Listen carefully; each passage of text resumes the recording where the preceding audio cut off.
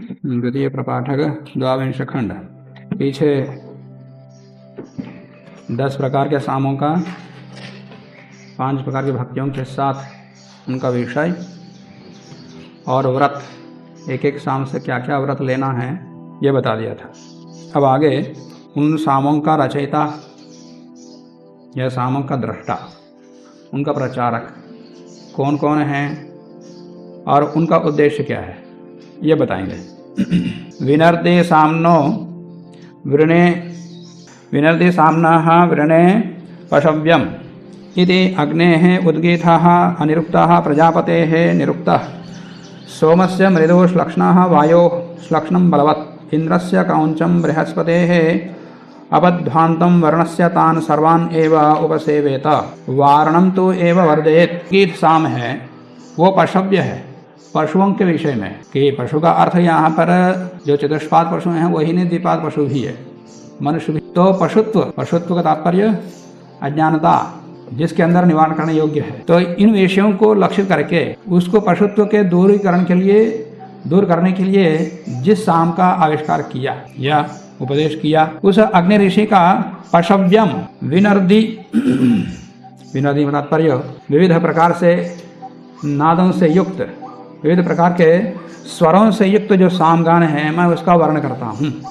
सामना वृणे, तो पशव्यम विनर्दी जो पशव्य गान है पशुओं के संबंधी विज्ञान को या पशुओं के संबंधी प्रयोजन को या उनकी सुरक्षा की कामना करते हुए जो सामगान है वो विनर्दी है, स्वरयुक्त विशेष विविध प्रकार के स्वरों से युक्त, नादों से युक्त वो साम को मैं वर्ण करता हूँ। इति अग्नेः उद्गीतः, ये अग्नि ऋषि का, अग्नि नाम के ऋषि का ये गान है और वो उद्गीत है। प्रजापतेः अनिरुक्तः, प्रजापति नाम के जो ऋषि हैं उनका गान अनिरुक्त है, माने अनिर्वचनीय है। वो इतने महनीय है कि उनका वर्णन कर नहीं सकते, अवर्णनीय, अनिर्वचनीय, अनुपम गान है ये, माने अत्यंत गूढ़ विषय वाला। एक सामान्य विषय वाला होता है और कुछ प्रयास करने पर समझने योग्य विषय होते हैं और जो उसी स्तर के लोग ही समझ सकते हैं, अत्यंत गूढ़ विषय वाले। तो इनका साम ऐसा ही है, अनिरुक्त साम है प्रजापति का। और सामस्य निरुक्तः सोमस्य निरुक्तः, सोम ऋषि का गान निरुक्त है, मन स्पष्ट है, उसका उद्देश्य दिखता, सबको स्पष्ट प्रतीत होता, ज्ञात होता। और वायोः मृदु श्लक्ष्णम, वायु ऋषि का जो गान है वो मृदु है, कोमल है, और श्लक्ष्णम चिकना, माने मृदु स्वभाव वाले विषयों का उसके अंदर प्रतिपादन है। इंद्रस्य श्लक्ष्णम, और इंद्र का श्लक्ष्ण रसीला है, विविध रसों से युक्त है, और बलवत्, बल से युक्त है, बल विषय का प्रतिपादन उसके अंदर है। जिसके गाने में बल लगता हो और उस बल का प्रयोजन क्या है इत्यादि विषय जिसके अंदर हो। कि हर एक गान का एक जैसा स्वर नहीं होता, कोई भक्ति रस का होता है, कोई वीर रस का होता है और भिन्न भिन्न रसों वाला होता है। हर स्वर को एक जैसा नहीं गाया जाता, एक जैसा गाएंगे तो वो गाना नहीं होता। हर गाने का की शैली, रस, स्वर अलग अलग होता। तो किस स्वर का उसमें क्या भाव निहित है वो रसज्ञ जानता है। और बृहस्पतेः क्रौञ्चम, बृहस्पति ऋषि के द्वारा उपदिष्ट जो साम है वो क्रौंच माने एक पक्षी है, क्रौंच पक्षी। तो क्रौंच पक्षी जिस प्रकार से वो बोलता है उसी के स्वर के जैसा है उस गान का। और वर्णस्य, वर्ण ऋषि के द्वारा उपदिष्ट जो साम गान है उसका स्वर कैसा है, अपध्वान्तम, अपध्वान्तम माने स्वर रहित, जिसके ध्वनि माने जो अभीष्ट ध्वनि है वो ध्वनि, अभीष्ट ध्वनि नष्ट हो गया हो, ऐसा स्वर। जैसे कोई शीशा उसकी दरार पड़ गया हो और उसको बजाओ, जो स्वर आना चाहिए था उसमें से आएगा। घड़े को बजा कर देखते, उसे पता लगता है घड़ा फूटा नहीं, ठीक है। और घड़ा कहीं पर बहुत बारीक दरार भी हो, हमको दिखाई नहीं दे रहा है, तो बजाने से पता लगेगा कि ये घड़ा फूटा है, स्वर से पता लगता है। तो फूटे हुए शीशे के किसी पात्र आदि से जो ध्वनि निकलता है वैसे ध्वनि अपध्वान्तम वो गान उस प्रकार का। तान सर्वान एवं उपसेवेता, इस प्रकार के सभी स्वरों का उपयोग करना चाहिए। कितने प्रकार स्वर बता दिया अभी तक? ये ऋषियों के नाम ही देख लो, नहीं आएगी। 1 अग्नि और प्रजापति 2, सोम 3, वायु 4, इंद्र 5, बृहस्पति 6, वर्ण 7। ये 7 प्रकार के स्वर और 7 ऋषियों के द्वारा उपदिष्ट 7 प्रकार के गान का ये हो गया। और एक बचा हुआ 8वां, उसके विषय में इन सब का सेवन करो, माने सबका उपयोग करो। इन सभी स्वरों में गान करना चाहिए, सामगान करना चाहिए। परंतु वारणस्तु एवं वरदेत, वरुण ऋषि के द्वारा प्रोक्त जो सामगान है या स्वर है उसको त्याग दो, उस स्वर में नहीं गाना। गानों के माध्यम से, सामगान के माध्यम से जो जो कामना पूर्ति होती है ऐसा कहा, पीछे बता दिया, आगे बताएंगे। तो उनके उस स्वर में, उस गान में कोई इस प्रकार का गान अभीष्ट कामना पूर्ण नहीं होती होगी, उसको जानना होगा कि वो कौन सा स्वर था और उससे कौन सा अनिष्ट होता है। हर चीज के लिए हर स्वर नहीं होता, हर चीज के लिए हर छंद नहीं होता। जैसे छंद के विषय में आया कि बृहत्या भूयिष्ठानि सामान्य भवन्ति, कि बृहति छंद में अधिकांश सामगान गाए जाते, या सामगान के लिए अधिकांश और बृहति छंदों का अधिकतम प्रयोग होता, माने बृहति छंद सामगान के लिए अत्यधिक उपयोगी है। अन्य छंद भी हैं पर कम, और ये सबसे ज्यादा। और स्वराज्यम एवं बृहति अभ्यसृजत, बृहति छंदों के द्वारा स्वराज कामना की पूर्ति होती है। और तस्मात् बृहत्या न वशट कुर्वन्ति, परंतु ये है कि बृहति छंद से वशटकार नहीं करते। वशटकार का तात्पर्य स्वाहाकार नहीं करते, माने बृहति छंदों के मंत्रों से आहुति नहीं देंगे, नहीं देना। तस्मात् बृहत्या न वशट कुर्वन्ति, बृहति छंद के मंत्रों के द्वारा आहुति नहीं देनी है। यदि वशट कुर्युः, यदि बृहति छंदों से कोई आहुति देता है तो पशून अग्नो प्रदध्युः, उसके सारे पशु अग्नि से जल जाते, माने इस प्रकार का अनिष्ट होगा।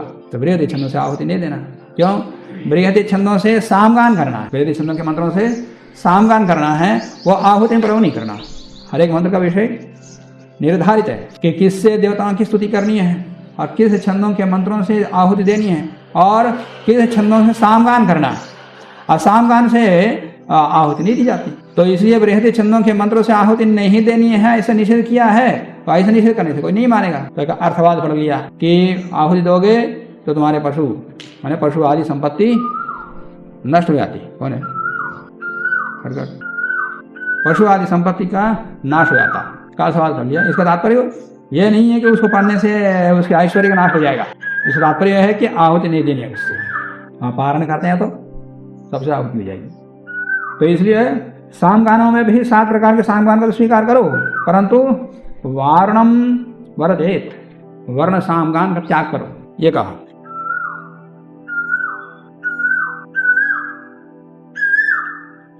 आगे अमृतत्वं देवेभ्यः आगायानि इति आगायेत स्वधाम पितृभ्यः आशा मनुष्येभ्यः त्रिनोदकं पशुभ्यः स्वर्गं लोकं यजमानाय अन्नम आत्मनम आगायानि इति एतानि मनसा ध्यायन् अप्रमत्तः स्तुवितः। इनको अप्रमत्त होकर, प्रमादी ना होकर के, आलसी ना होकर के स्तुति करो इन गानों के माध्यम से। कैसे? कि मैं ऐसा सामगान करूं जिससे कि अमृतत्वं देवेभ्यः आगायानि इति, इस उद्देश्य से सामगान करो। तो कहें तात्पर्य देवों को अमरत्व प्राप्त हो जाए। देखो, देव अमर नहीं है, यहाँ देव का तात्पर्य जो अभी अमर प्राप्त करना है कि हमारे सामगान करने से देवताओं को अमरत्व मिलेगा। मैंने है मनुष्य, मनुष्य माने यजमान, यजमान आदि उनको वो स्थिति प्राप्त हो जाए जो देवताओं का। तो यहाँ देव का तात्पर्य यजमान। तो यजमान रूप ये देवता देवों को या अन्य जिसको भी उद्देश्य कर रहा है वो अमरत्व को प्राप्त करे। अमरत्व तात्पर्य सर्वथा ही अमर नहीं, ऐसा नहीं हो सकता है कि जिसको उद्देश्य करके गान कर रहा है कि वो मरेगा ही नहीं, सदा ऐसे रहेगा, ऐसा नहीं। इसका तात्पर्य यह है कि उसकी जो आयु है उस आयु में बीच में कोई विघ्न नहीं आना, अकाल मृत्यु नहीं होना, और स्वस्थ होकर के संपूर्ण आयु को भोगे, बस वही अमरपन है। किसी मनुष्य के लिए अमरत्व की कामना की जाती है, इसका तात्पर्य यह नहीं है कि वो मरेगा ही नहीं। उसका अर्थ यह है कि उसकी आयु में किसी प्रकार का अकाल मृत्यु आदि व्याधियों का विघ्न नहीं आना। तो इस प्रकार की कामना से सामगान करो। अमृतत्वं देवेभ्यः आगायानि इति। और आगायेत स्वधाम पितृभ्यः, पितरों को स्वधा प्राप्त हो जाए। जैसे अमरत्व एक स्थान विशेष है, एक गुण विशेष है, उसी प्रकार स्वधा भी है गुण विशेष। तो स्वधा पितृभ्यः, पितर माने रक्षण करना, हाँ रक्षण करने वाले। रक्षण धातु से बनता है, ये पापा में बनता है, वही की अर्थ है रक्षण। जो रक्षक हैं, रक्षा करने वाले लोग हैं वो पितर है। ये नहीं कि माता पिता ही पितर है और वो भी मरे हुए यही पितर है, ऐसा नहीं। माता पिता रक्षा करते हैं, इसलिए अधिकांश रक्षा माता पिता करते हैं, इसको पितर कहते हैं। और पितर का वो माता पिता के स्थान पर और कोई रक्षा कर रहा है, पालन पोषण कर रहा है, तो उसके लिए वही पिता है।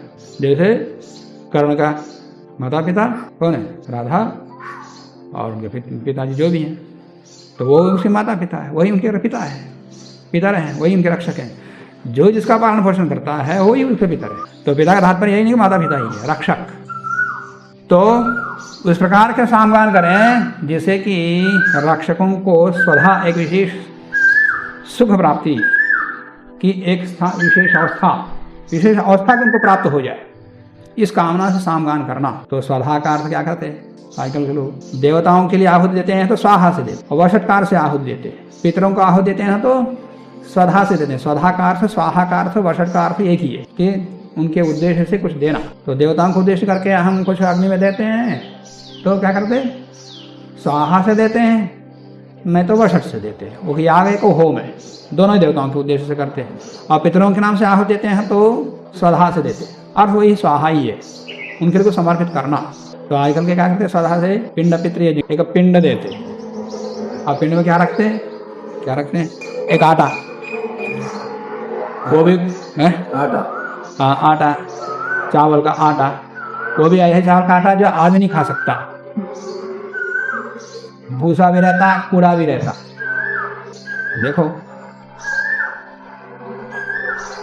कि वो किसी काम का नहीं है, प्राय जानवर भी नहीं खा सकते हो, ऐसे जिसमें भूसा भी मिला रहता। ऐसे आटे से पिंड बना करके पितरों को रखते। ये स्वधा का अर्थ इन्होंने ले लिया। ऐसा नहीं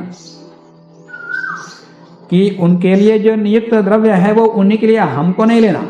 ये नहीं है क्या जो उसका हम नहीं खा सकते वो ऐसे बेकार उनको देना।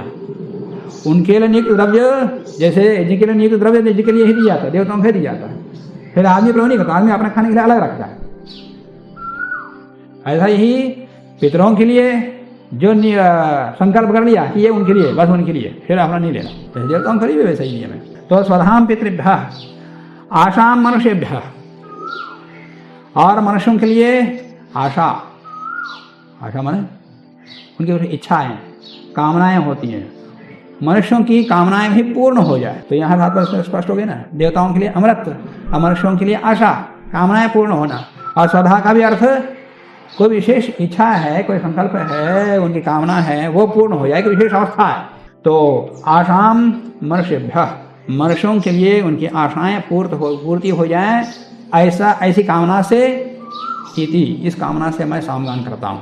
और तृणोदकम पशुभ्यः, पशुओं के लिए घास और जल की पूर्ति हो जाए, और उसके लिए मैं सामगान करूं। तो सामगान करने से जल की और अन्न की पूर्ति नहीं होती, सामगान करने से पितरों का अन्न पूर्ति नहीं होती, प्रयास करना होगा। मनोकामना हो तो उसके लिए प्रयास करेगा, जब मनोकामना ही नहीं तो क्या प्रयास करेगा कि बस मेरा पेट भर जाए, पशुओं का पेट शाम का क्या संबंध है। हम तो बोतल साल में रख लेंगे, जब चाहे तब दिन भर पी लेंगे। गायों को 2-3 बार पिलाना, चाहे वो गर्मी काल हो चाहे वर्षा काल, ये नहीं।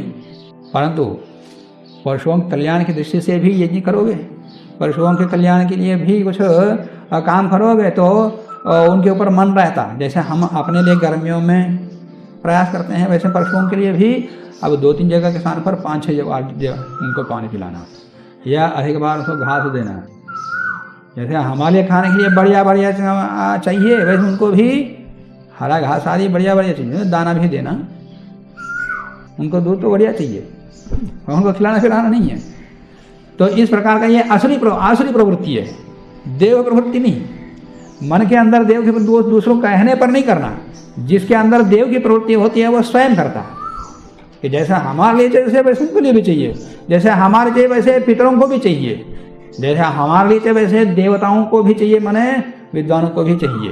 तो इस प्रकार का संकल्प विचार उत्पन्न होते हैं। अपना अपना सोचता है तो इस प्रकार विचार नहीं आते। तो इसलिए दूसरों की कामना के लिए धार्मिक कर्म करना करें तो मन में उसी प्रकार के संस्कार बनते।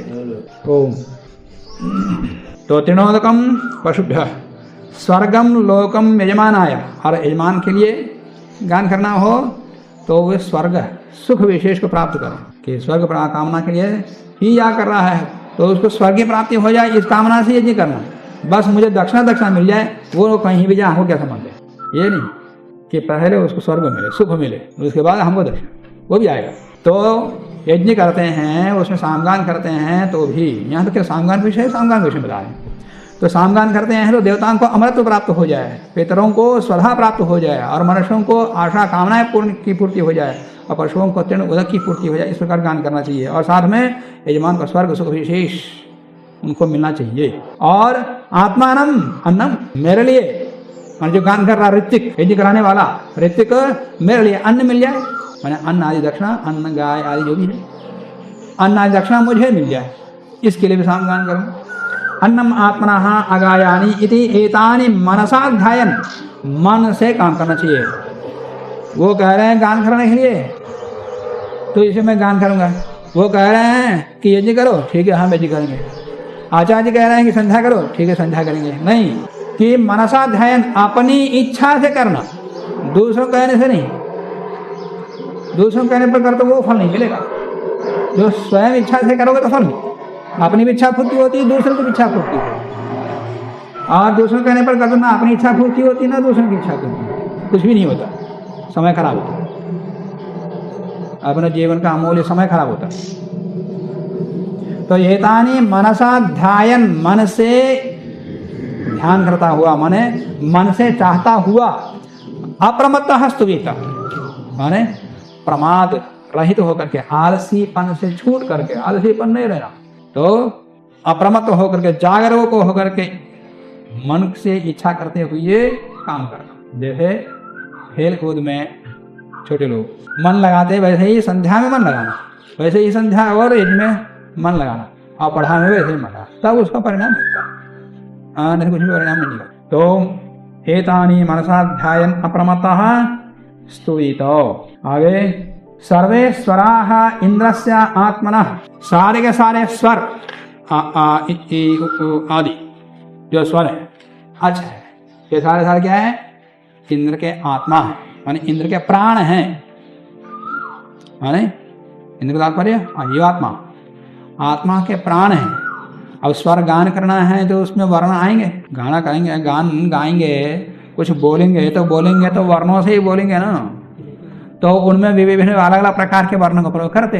किसी में स्वरों की प्रधानता होती, किसी में व्यंजनों की प्रधानता होती, और किसी में स्पर्शों की प्रधानता होती है, किसी में अंतस्थों की प्रधानता होती है, और किसी में ऊष्मों की प्रधानता होती है, और किसी में संयुक्त अक्षरों की, जहाँ पर वीर रस को प्रकट करना हो तो वहाँ पर तृतीय चतुर्थ वर्णों की प्रयोग हो, संयुक्त अक्षर ज़्यादा हो इत्यादि। भरतनाट्य शास्त्र में आया है किस रस में किस प्रकार के वर्णों का प्रयोग करना। इस रस को हम मुझे अभिव्यक्त करना है तो जिस छंद का श्लोक का निर्माण करेंगे उसमें किस प्रकार के वर्ण का प्रयोग होना चाहिए। तो वैसे सामगान कर रहे हैं तो किस प्रकार के स्वरों का प्रयोग करना है, वर्णों का प्रयोग करना है, और किस प्रकार के वर्णों का प्रयोग करेंगे तो क्या उद्देश्य की पूर्ति होती है, किस उद्देश्य की पूर्ति होती है, क्या अभिप्राय प्रकट होता। सर्वे स्वराः इंद्रस्य आत्मा है, सारे सारे स्वर इंद्र संबंधी है, इंद्र का परमात्मा भी है, इंद्र का जीवात्मा भी है, इनके संबंधी। और सर्वाः ऊष्मणः प्रजापते है आत्मा, ये सारे सारे ऊष्म जो वर्ण है वो सारे सारे प्रजापति का आत्मा है, ये परमात्मा का। और सर्वे स्पर्शाः मृत्योः आत्मा, ये सारे जो स्पर्श वर्ण है, स्पर्श वर्ण कौन से हैं, कॉमेडी पढ़ने वाले कौन कौन स्पर्श वर्ण कौन कौन से हैं, यहाँ आया नहीं स्पर्श वर्ण कहीं बताया नहीं, कितने अभ्यास हुए तो 24 में नाम ही नहीं आ गया।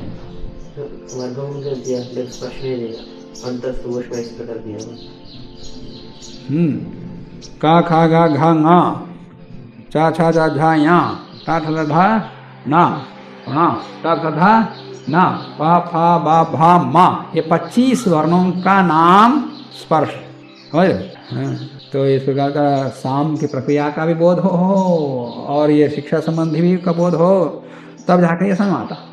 नहीं तो मैं तो वैसे बोलते जा रहा हूँ, जब समझ नहीं आया तो खूना स्पर्श बोल रहे हैं, आप स्पर्श मतलब क्या है, समझ नहीं आया तो पूछ रहे, जो बोलते वो सुनते, समझ नहीं आए।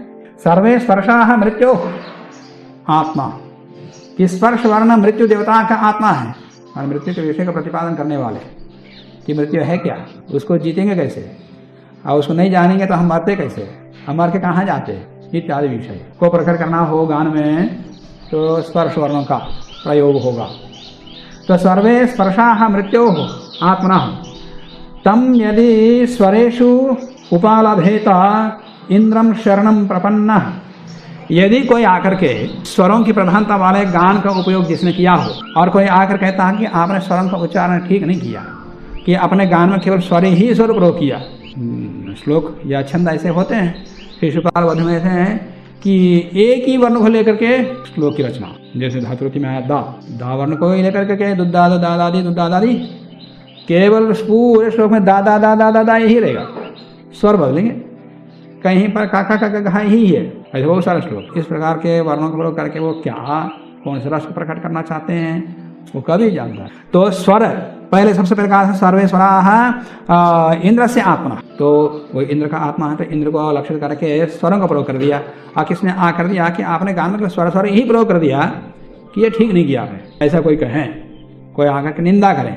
यदि स्वरेशु उपालभेता, उपालंभन का तात्पर्य निंदा करना, दोष निकालना, गलती निकालना, कि आपने जो गान में है केवल स्वरों का ही प्रयोग किया, ये ठीक नहीं है, ऐसा आकर के सामूहिक रूप से किसी ने उसकी निंदा कर दिया। उसको बोले कि इंद्रम शरणम प्रपन्ना अभुव, मैं इंद्र के परंपरा को प्राप्त किया हुआ हूँ, माने इंद्र ने जो पढ़ाया, इंद्र ने जिस गान को पढ़ाया, या इंद्र के परंपरा में जो गान चल रहा है मैं उस परंपरा से पढ़ा हुआ हूँ। कि इंद्रम शरणम प्रपन्ना अभुव, मैं इंद्र से पढ़ा हूँ या इंद्र की परंपरा से पढ़ा हूँ, ये कोई गलत परंपरा नहीं है। सात्वा प्रतिवक्षति, इसके विषय में विशेष जानकारी करना हो उनके विद्यालय में जाओ, इंद्र के विद्यालय में जाओ, या इंद्र की परंपरा से चलने वाला जो विद्यालय है, गुरुकुल है, उनके पास जाओ, वो बता देंगे तुमको इसकी महत्ता क्या है। कि सात्वा प्रतिवक्षति इति एनम ब्रूयात, उसको ऐसा समाधान देना चाहिए। जाओ उनको जाना हो वहाँ तप करो, इतने वर्ष रहो और उस परंपरा को जानो, सीखो, तब उसको महत्ता समझ में आएगा। बस आके सीधा कह दो कि तुम गलत गा रहे हो, ऐसा उसको उत्तर दें। चलो आलम, ये शिक्षा शास्त्र संबंधी विषय आए, वहाँ के पारिभाषिक शब्दों का प्रयोग हुआ। पारिभाषिक शब्दों का प्रयोग होना और उसी अर्थ में प्रयोग होना, स्वर है, स्पर्श है, ऊष्म है, ये वेद के मंत्रों में भी है, परंतु शिक्षा के पारिभाषिक अर्थ में नहीं है, भी है नहीं है। शिक्षा के पारिभाषिक अर्थों में अधिकतम प्रयोग छांदोपनिषद में ही है, प्रतिशास्त्र में है। ब्राह्मण ग्रंथों में अथर्ववेद में ज़्यादा हो, गोपद ब्राह्मण में ज़्यादा है। अब यहाँ पर पारिभाषिक शब्दों का प्रयोग करते हुए उनका विशेष उद्देश्य बताया कि स्वरों का अर्थ लक्ष्य उद्देश्य इंद्र होता, एक एक वर्ण का भी अर्थ होता, एक एक वर्ण का देवता भी होता, और एक एक वर्ण के अर्थ भी बहुत है। ह्रस्व वर्ण का अब बोलूँगा तो आधा घंटा उसी में जाएगा। आजकल उन्हीं वर्णों को ही जान रहा हूँ कि एक एक वर्ण का क्या क्या अर्थ होते, एक और उन वर्णों से वो अर्थ निकलते कैसे। समझाने ने भी कहा कि ओम आ उ मा, तीन वर्णों से एक एक वर्ण से तीन तीन अर्थ निकलते हैं परमात्मा के नाम।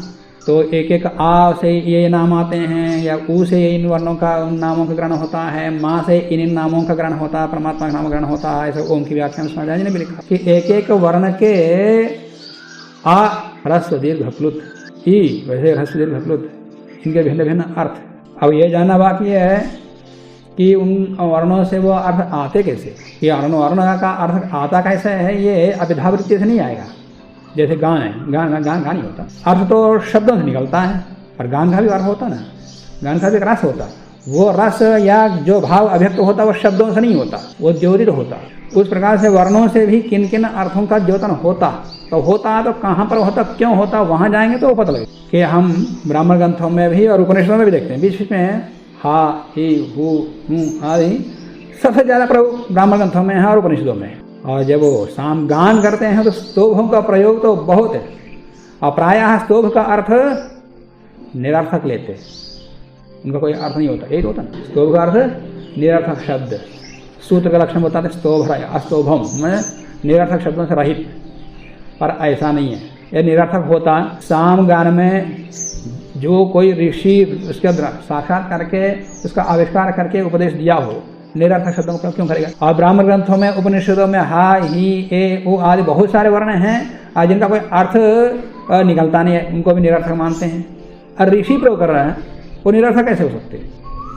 उनके भाव को हम पकड़ नहीं पा रहे हैं, ये बोलना चाहिए कि ऋषि किस उद्देश्य से इस वाक्य में इन वर्णों का प्रयोग कर रहा है, इसको समझने में हम असमर्थ हैं, ये कहना चाहिए, ये ना कि ये निरर्थक शब्द है। निरर्थक शब्द कोई छंद हो, छंद में तो राग के गान के लिए विशेष में जोड़ देते हैं लोग वर्णों, गाना जहाँ गाना जाता है, पर ये ब्राह्मण ग्रंथ और उपनिषद कोई गाना तो नहीं ना, पर इनमें भी बहुत सारे वर्णों का वैसे ही प्रयोग करते जाते, अभी हम उनको जानने में असमर्थ हैं। जब वर्ण विज्ञान को जानोगे कि एक एक वर्ण से कितने अर्थ निकलते हैं और जहाँ उनका प्रयोग हो रहा है कि उन अर्थों में से किन अर्थों को हम घटा सकते हैं, तो वहाँ पर प्रसंग का पता लगेगा कि वो अर्थ निकला कैसे। पहले वर्णों का अर्थ को जानना कितने अर्थों प्रयोग में आता है, और उन प्रकार प्रयोग जहाँ हुआ पूरा पर प्रसंग देखेंगे तो पता लगेगा कि वहाँ पर कौन सा अर्थ ठीक बैठता, वहाँ अन्वित होता। फिर पता लगेगा कि उस वर्ण से वो अर्थ आया कैसे, एक शब्द से, एक वर्ण से। कितना बड़ा काम है वर्ण विज्ञान को इस प्रकार निकालना है, तो कितना बड़ा काम है। जानने की इच्छा हो तो, जानने की इच्छा नहीं है तो निरर्थक है, क्या करें। आजकल जब भी बीच में समय मिलता मैं इसमें लगा हुआ कि सबको इनको निरर्थक मानते, निरुपयोगिता नहीं है, इनको उपयोगिता रहती है, तो ऋषियों ने प्रयोग किया, और उसको जानना हो तो बहुत समय लाना है, बहुत परिश्रम करना। तो जो ब्राह्मण बनना चाहते हैं इस प्रकार का परिश्रम करते। ब्राह्मण मस्तिष्क को भरता और वैश्य पेट को भरता, क्षत्रिय भुजाओं को भरता, भुजाओं में शक्ति भरता, और वैश्य बनिया पेट को भरता, पेट को बढ़ाता।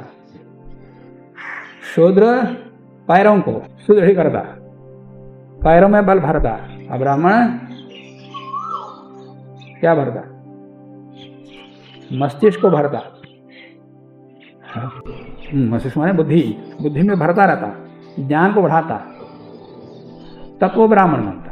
तो क्या बनना चाहते? सिर भरना चाहते हैं, या भुजाओं को भरना चाहते हैं, या पेट भरना चाहते हैं, या पैर भरना चाहते हैं?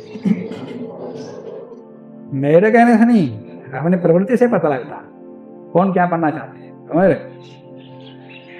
देखो जो वैश्य है ना, पैसा कमाता, पेट भरता है, 24 घंटा उसी काम करता है, और कुछ नहीं सोचता, कुछ सोचता है? स्वप्न में भी वही करता है कि व्यापार कैसे करना, क्या बोलना, 24 घंटा पूरा उसका मन उसी में रहता है। तो वैश्य, तो वैश्य अपना काम पूरा कर रहा है। तो ब्राह्मण बनना चाहे तो 24 घंटा इसमें रहना चाहिए, मन, मस्तिष्क में, ज्ञान में। पेट नहीं सोचना, फिर पेट अपने आप भरता, फिर हमारे सबका भर रहा पेट, पेट तो अपने आप भरता, पशुओं का भी भर रहा है, पक्षियों का भी भर रहा है। समझ रहे हो? खेल कूद से क्या भरता है? सोने से क्या भरता है? गपशप करने से क्या भरता है?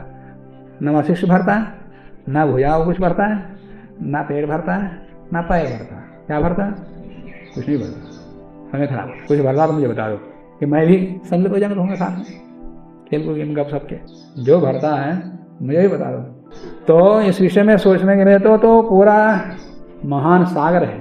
एक एक विषय को, एक विषय ले तो बड़ा गंभीर, पहले तो उस विचार आना चाहिए, विचार आने के बाद फिर उसमें लगना, फिर निकालना। फिर तब आता है जब उसको रगड़ते हैं मस्तिष्क को, तब विचार आता। नहीं, हम तो सोएंगे, मस्तिष्क को सुलाएंगे, ठीक है, कुंभकर्ण बनेंगे, कुछ नहीं मिलेगा। परमात्मा अंग्रेज में क्या करेगा? तथास्तु, तुम अजगर बन जाओ बोलेगा। ऐसा प्राणी बना देगा कि 24 घंटा सोना ही सुना, उसका काम कुछ नहीं।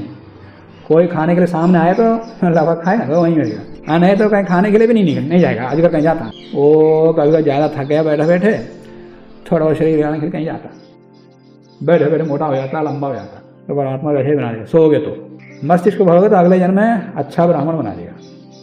विद्या विद्वान बनाए। अजगर बनना चाहते हैं, विद्वान बनना चाहते हैं।